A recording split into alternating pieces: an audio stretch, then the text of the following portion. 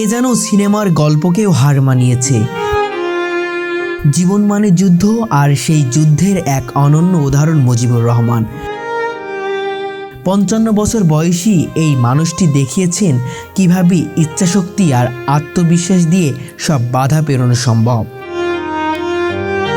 প্রতিকূলতার সঙ্গে লড়াই করেই মানুষ প্রকৃত বিজয়ী হয়। মুজিবুর রহমান তার জীবন দিয়ে এই সত্য প্রমাণ করেছেন। আজ আমরা জানব এক অসাধারণ জীবন সংগ্রাম ও অদম্য মনোবলের গল্প। মুজিবুর রহমান বয়স 55। জীবনের পথে প্রতিকূলতা ছিল তার নিত্যসঙ্গী। মাত্র 10 বছর বয়সে প্যারালাইসিসে আক্রান্ত হয়ে তিনি হারিয়েছেন 2 পা। তবে দেহের সীমাবদ্ধতা তাকে আটকে রাখতে পারেনি, বরং মনোবল আর পরিশ্রমে তিনি তৈরি করেছেন নিজের ভাগ্য। জীবনের প্রতিটি বাঁকেই তিনি লড়াই করেছেন বাঁচার জন্য, বেঁচে থাকার জন্য। পরিবার, সন্তান আর নিজের কর্মে সুখে শান্তিতে জীবনযাপন করছে মুজিবুর। তার সংগ্রামের কাহিনী আমাদের শেখায় প্রতিবন্ধকতা জীবনের অন্তরায় নয়, বরং এক নতুন পথ চলার দিশারি। মুজিবুর রহমান শুধু নিজের জীবনকেই নয়, সমাজের এক অনুপ্রেরণার নাম। অদম্য ইচ্ছাশক্তি আর কঠোর পরিশ্রমই তাকে বানিয়েছে এই সময়ের বীর। মুজিবুর রহমান কখনো কারো কাছে সাহায্যের হাত বাড়াননি। নিজের পরিশ্রম এবং বুদ্ধিমত্তার জোরে তিনি হয়ে দাঁড়িয়েছেন স্বাবলম্বী। কোনো প্রাতিষ্ঠানিক শিক্ষা ছাড়াই নিজের দক্ষতায় তিনি ছোট একটি ব্যবসা দাঁড় করিয়েছেন। এই ব্যবসার মধ্য দিয়ে শুধু নিজের পরিবার নয়, স্থানীয় অনেক মানুষকে কর্মসংস্থানের সুযোগ করে দিয়েছেন। মুজিবুর রহমানের জীবন আমাদের শিখিয়ে দেয়, প্রতিকূলতা কখনো বাধা হতে পারে না যদি মনোবল দৃঢ় হয়। তার জীবন সমাজে একটি উদাহরণ হয়ে থাকবে।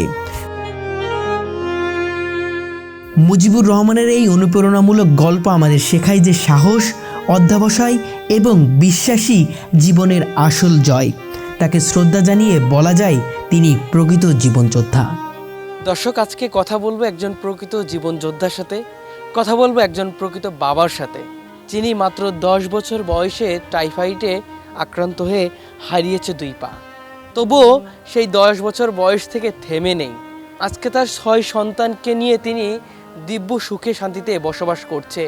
দর্শক, 2 পা নেই, তবুও কিভাবে তিনি ঘুরে দাঁড়িয়েছে সেই গল্পটা আজকে তার মুখ থেকে শোনার চেষ্টা করবো। তার আগে বলে রাখি, আমরা যতটুকু দেখেছি, দেখে হতবাক হয়েছি যে 2 পা নেই, তবুও থেমে নেই তার জীবনযুদ্ধ। একজন অভিভাবক তিনি, প্রতিটি বিষয় তিনি নখদর্পণে রাখেন। কিভাবে কি করলে, কেমন করলে ভালো হয়, সেই বিষয়টাও কিন্তু তিনি সবাইকে পরামর্শ দিয়ে আসছে তার পরিবারের। এবং আমরা দেখতে পাচ্ছি এখনো পর্যন্ত এই পরিবারের ভার তার কাঁধের উপরে। তবে একটুর জন্য কারোর কাছে কখনো হাত পাতেননি, এমনটাই কিন্তু আমরা শুনেছি। আজকে জানার চেষ্টা করব সেই গল্পটি। দর্শক, চলুন একটু তার কাছ থেকে জেনে আসি। আসসালামু আলাইকুম, কেমন আছেন? আলহামদুলিল্লাহ, আমি ভালো আছি।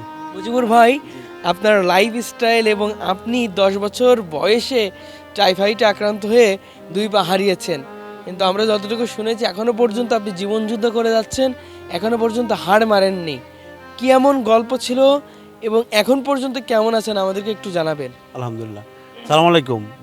ব্যাপারটা হচ্ছে, আসলে মানুষ যদি চেষ্টা করলে মানুষের জীবন যুদ্ধ অনেক উপরে নিয়ে যেতে পারে। কারণ আমি দেখলাম, যদি আমি একমাত্র আল্লাহর উপর ভরসা করে আমি এই পর্যন্ত আসছি, যেমন আমি মানবতার কল্যাণে বেশিরভাগ কাজ করে আসছি, কিন্তু আল্লাহ আমাকে সেই রাস্তাটুকু আমি পাইছি। দ্বিতীয় কথা হচ্ছে, আমার আশা ছিল যে আমি কারোর কাছে মাথা নত করে হাত পাতে আমি খাবো না। আমি নিজেই ইনকাম করে যা ইনকাম করতে পারি তা দিয়ে আমি চলবো। আমার এই জীবনযুদ্ধের প্রথম শুরু হয় আমার ব্যবসা থেকে। তখন আমি ব্যবসা করতে করতে করতে এই পর্যন্ত আমি আসছি। আমার 2 পা টাইফয়েডে চলে গেছে, কোনো আমার সমস্যা নেই, আলহামদুলিল্লাহ ভালো হচ্ছে। আমি 6 কন্যা সন্তানের আমি বাবা। আমার 4 মেয়ে আমি বিয়ে দিয়েছি, জামাইরও খুব ভালো আছে। আমিও আল্লাহর মধ্যে খুব সুখে আছি। কেমন সুখে আছি? আমি মনে করে ব্যবসা বাণিজ্য করে সবাইকে দেখতে পারতেছি, আমি কারোর কাছে হাত পাততে হয় না। যেমন আমি এখন জমি ল্যান্ডের ব্যবসা করি, জমি ল্যান্ডের ব্যবসা করে যারা নিয়ে আমার ক্লায়েন্টগুলো আসলে তারা আমাকে দেখলে আমার থেকে জমি কিনে।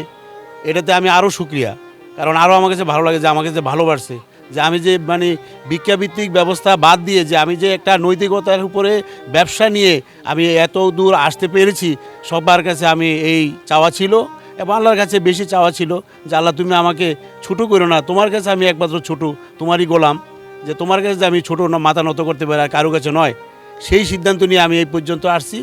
তো সামনের দিনগুলো যে আমি ভালোভাবে কাটাতে পারি, যে আমি যে ঋণ না থাকি, আমার যে মনে করেন কোনো সমস্যা না হয়, যে আমি যে কারো কাছে মাথা নত না করতে আল্লাহর মত ছাড়া, হ্যাঁ, এই দোয়া সবাই কামনা করবেন।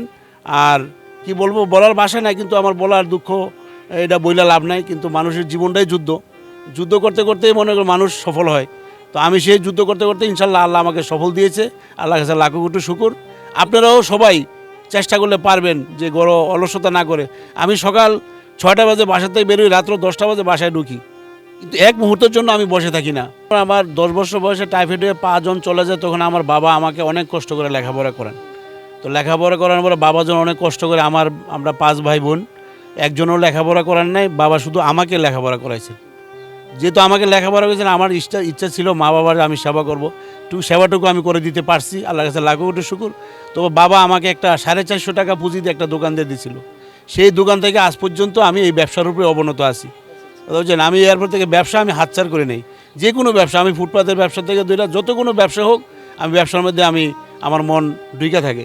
ভিক্ষা আল্লাহ রাসূলের নিষেধ, যারা নবী শিক্ষা করো না, ভিক্ষা করা যে নিষেধ, সেটা আমি ভালোভাবে বুঝতে পারছি। আসলে যে ভিক্ষা যে কত নির্মল কাজ, এটা যারা চায় তারা বুঝতে পারে। এটা মানে করেন, এটা আল্লাহর কাছে একবার চাওয়া দরকার, কিন্তু ভিক্ষা চাওয়া একবারেই নিষেধ, কারণ আল্লাহ রসুল নিষেধ করছেন ভিক্ষাবৃত্তি জীবন ব্যবস্থা করার জন্য। এই জন্য জাকাত প্রতিষ্ঠা হয়েছেন। কিন্তু কেন আমরা ভিক্ষা করব? সুস্থ মানুষে কেন ভিক্ষা করব? অলস হয়ে কেন ভিক্ষা করব? ভিক্ষা করব না, কারণ আমরা ব্যবসা করে খাবো। আমরা মনে করে কারো নির্ভরশীল হব না, আল্লাহর নির্ভরশীল হব। কিন্তু আমরা যেই নিষেধের কাজ আমরা করব না, এটাই হলো আমার বড় সিদ্ধান্ত। অন্যান্য যে অসুস্থ মানুষ আছে যারা ভিক্ষায় নেমেছে, মানুষের কাছে হাত পাচ্ছে, তাদের উদ্দেশ্যে কিছু বলবেন কিনা? তারা তারা দেখলে অনেক কষ্ট হয়, কিন্তু তাদেরকে অনেকে বলি, অনেকে আমি দেখা হইলে আমি টাকা পয়সা দেই, বুঝছেন, যে আমার সামর্থ্য যদি আমি টাকা পয়সা দেই, কিন্তু তাদেরকে বলি অনেকে আমি উৎসাহিত করছি। আমি মনে করেন প্রায় অনেক লোককে পুনর্বাসন করছি, প্রতিবন্ধী, তার বয়স্ক লোক, তাদেরকে আমি ভাতার ব্যবস্থা করছি, তারপর তাদেরকে কিছু টাকা দেওয়া, ফ্ল্যাগ দেওয়া, চা দোকান দেওয়া, বিভিন্ন কিছুতে বসাই দিছি। এরকম আমি বহুতগুলোই করছি, বুঝছেন।